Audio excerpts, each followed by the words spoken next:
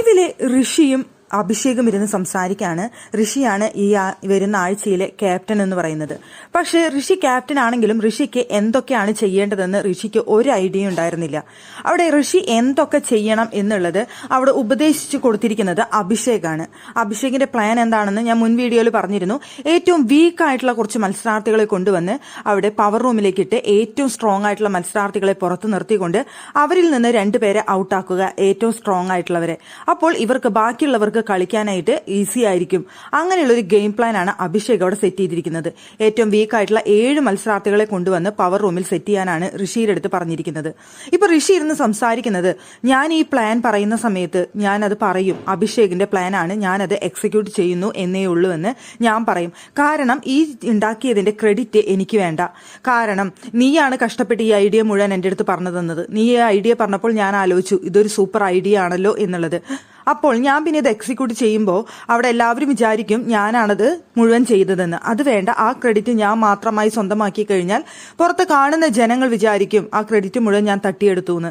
അത് വേണ്ട, നമ്മൾ ഈ പ്ലാനൊക്കെ തീരുമാനിക്കുന്നത് പുറത്തുള്ള ജനങ്ങൾ കണ്ടിട്ടുണ്ടെങ്കിൽ അങ്ങനെ ഒരു തെറ്റിദ്ധാരണ വരരുത്. നമ്മൾ 2 പേരും കൂടിയാണ് ഇത് ചെയ്യുന്നത് എന്ന് തന്നെ പുറത്തേക്ക് പോകണം, അല്ലാന്നുണ്ടെങ്കിൽ ശരിയാവില്ല എന്ന് പറഞ്ഞുകൊണ്ട് അവിടെ ഋഷി സംസാരിക്കുന്നുണ്ട്. അപ്പൊ അഭിഷേക് പറഞ്ഞു, എനിക്ക് അതിന്റെ ക്രെഡിറ്റ് വേണമെന്നൊന്നും എനിക്ക് ആഗ്രഹമില്ല, നിനക്ക് അത്രയും നിർബന്ധമാണെങ്കിൽ നീ എന്റെ പേര് പറഞ്ഞോളൂ, എനിക്ക് കുഴപ്പമില്ല എന്ന് പറയുന്നുണ്ട്. അപ്പോൾ ഋഷി ഭയങ്കര വികാരാതീതനായിട്ടാണ് അവിടെ സംസാരിക്കുന്നത്. എൻ്റെ വീട്ടുകാരെ കണ്ടിട്ട്, എൻ്റെ അമ്മയെ കണ്ടിട്ട്, അനിയന്മാരെ കണ്ടിട്ടൊക്കെ എത്ര ദിവസമായി എനിക്ക് ഭയങ്കര സങ്കടമുണ്ട്. ആ സമയത്ത് എൻ്റെ ഇതിൽ കൂടെ നിൽക്കുന്ന ഒരാളെ ചതിച്ചുകൊണ്ട് എനിക്ക് മുന്നോട്ട് പോകാനായിട്ട് താല്പര്യമില്ല എന്നാണ് ഋഷി അവിടെ ഇരുന്ന് പറയുന്നത്. ആ സമയത്ത് അഭിഷേക് അവിടെ പറയുന്നുണ്ട്, ആദ്യത്തെ വന്ന ആഴ്ചയിൽ പവർ റൂമിലേക്ക് കയറാനായിട്ട് യോഗ്യത ലഭിച്ച ഒരാളാണ് ഞാൻ. പക്ഷേ അവിടെ എനിക്ക് യെല്ലോ കാർഡ് കിട്ടിയതുകൊണ്ട് എനിക്ക് 2 ആഴ്ച നോമിനേഷനിൽ വന്നതുകൊണ്ട് എനിക്ക് പവർ റൂമിലേക്ക് കയറാനായിട്ട് സാധിച്ചില്ല. പിന്നീട് ജാൻമണി പോയ സമയത്തും എനിക്ക് അവിടേക്കുള്ള ബാഡ്ജ് തന്നതാണ്. അത് നമുക്ക് എപ്പിസോഡിൽ കാണിച്ചിട്ടില്ല. നമുക്കത് ശ്രീരേഖയ്ക്ക് കൊടുക്കുന്നതാണ് കാണിച്ചത്. ശരിക്കും കൊടുത്തത് അഭിഷേകിനെയാണ് അത്രേ.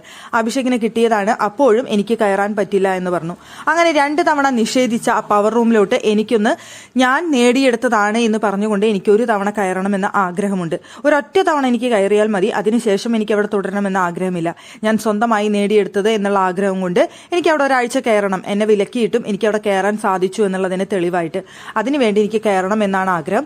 ഈ ആഴ്ച ഞാൻ പുറത്തു പോയില്ല എന്നുണ്ടെങ്കിൽ എനിക്ക് അതിനുള്ളിൽ കയറണം ഒരാഴ്ച എന്നുള്ളതാണ് ആഗ്രഹമെന്നാണ് അഭിഷേക് പറയുന്നത്. എന്തായാലും ഋഷി ഭയങ്കരമായിട്ട് വികാരത്തിലാണ്. എന്താണെന്ന് വെച്ച് കഴിഞ്ഞാൽ ഋഷിക്ക് ആരെങ്കിലും എന്തെങ്കിലുമൊക്കെ നല്ലത് ഉപദേശിച്ചു എന്ന് തോന്നിക്കഴിഞ്ഞാൽ ഋഷി പിന്നെ അവരായിട്ട് ഭയങ്കര അറ്റാച്ച്ഡ് ആവും. പെട്ടെന്ന് തന്നെ മാനിപ്പുലേറ്റ് ചെയ്യാൻ പറ്റും ഋഷിയെ. ആരെങ്കിലും കുറച്ചു നേരം ഇരുന്ന് ഋഷിയുടെ അടുത്ത് സംസാരിച്ചു കഴിഞ്ഞാൽ അവർ പറയുന്നതാണ് ശരി എന്ന് വിശ്വസിക്കുന്ന ഒരു കൂട്ടത്തിലാണ് ഋഷി. ഭയങ്കര എനിക്ക് തോന്നുന്നു ഒരു നിഷ്കുവാണ് ഒന്നോർക്കുമ്പോൾ. ആ ഒരു ക്യാരക്ടറാണ് ഋഷിയുടെ. അത് തന്നെയാണ് നമുക്കിവിടെ കൂടുതൽ വെളിവാവുന്നതും.